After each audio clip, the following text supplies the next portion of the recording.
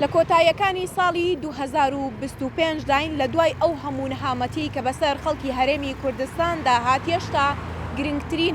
هەواڵی گەیشتنی موچەکانیانە دوای ئەوەی کە سەرەتای ئەم هەفتەیە بوو تەیب سامی وەزیری دارایی عێراق سێمەرجی بۆ هەرێم دانا بۆ ناردنی موچەی مانگی دەی موچەخۆرانی هەرێمی کوردستان یەکێ لە مەرجەکانی ناردنی 120 میلیارەکە بوو کە داهاتی نانەوتی یاخود لە داهاتی ناوخۆدایە و دووەم مەرجیان ئامادەکردنی راپۆرتێ بوو سەبارەت بە خەرجیەکانی یاخود داهاتەکانی هەرێم وەجیا لەوەش ئامادەکردنی راپۆرتێ بوو سەبارەت بە ڕێژەی هەناردەکردنەوەی نەوتی هەرێم واتە لە مانگی دە چەند هەزار بەرمیل هەناردەکراوە و هەروەها